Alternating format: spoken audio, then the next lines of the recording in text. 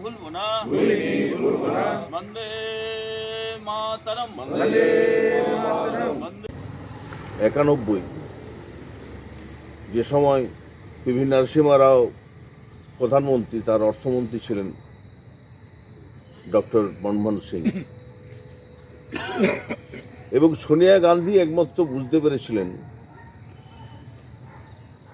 যে দল তাকে চাইলেও ভারতবর্ষ একটা মানুষকে সামনে নিয়ে আসা, ভারতবর্ষের মানুষের কাছে সেই মানুষটি হচ্ছে একমাত্র ডক্টর মনমোহন সিং। সোনিয়া গান্ধী বুঝতে পেরেছিলেন। একই ধারে ভারতবর্ষের গভর্নর ছিলেন এবং অর্থনৈতিক একটা বিপ্লব ভারতবর্ষে। যখন ভারতবর্ষ একটা টাইমে দেখলো যে তার কোষাগার শূন্য, ভারতবর্ষ চালাতে গেলে 1 থেকে 2 মাস যে অর্থ আছে সেই অর্থ ভারতবর্ষে 2 মাস চলবে, অভয় দিলেন ডক্টর মনমোহন সিং। এবং নেহেরু ইন্দিরার যে অর্থনীতি, সেই অর্থনীতিকে যেভাবে সারা বিশ্বের কাছে ভারতবর্ষকে তার কথা তুলে ধরলেন, বলল ভারতবর্ষ কোনোভাবে পিছিয়ে পড়বে না, ভারতবর্ষ মাথা তুলে দাঁড়াতে পারে, সেটা প্রমাণ করে দিয়েছিলেন ডক্টর মনমোহন সিং। আজকে তাই তার মরদেহতে যখন সবাই শ্রদ্ধা নিবেদন করছেন, ভারতবর্ষে কে নেই, কারা আসেননি?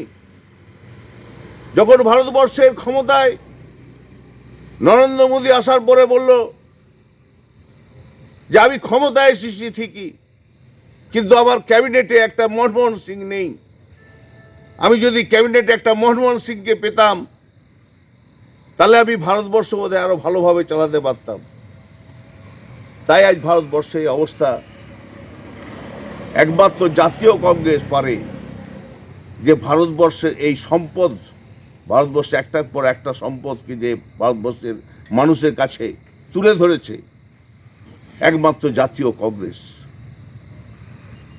আজকে ডক্টর মনমোহন সিংরা সচরাচর জন্ম নেয় না। জাতীয় কংগ্রেস মনমোহন সিংকে ভারতবর্ষের মানুষের সেবার কাজে নিয়োগ করেছিলেন। সোনিয়াজি বললেন এই প্রকারের মানুষ থাকা সত্ত্বে আমি কিন্তু ওই চেয়ারে বসতে পারবো না।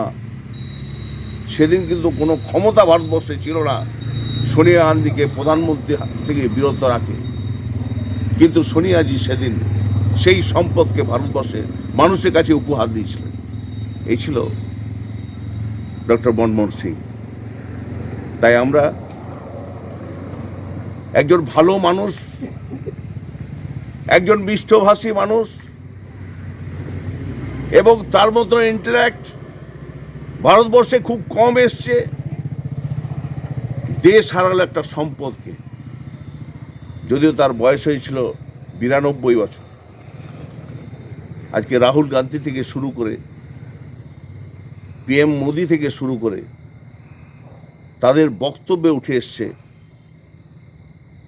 যে ভগবানের কাছে প্রার্থনা করছি ভারতবর্ষে যেন দিকে দিকে মনমোহন সিংয়ের জন্ম হয়, তাহলে ভারতবর্ষ সেই রাস্তায় চলবে, বিশ্বের দরবারে ভারতবর্ষ মাথা উঁচু করে দাঁড়িয়ে থাকবে।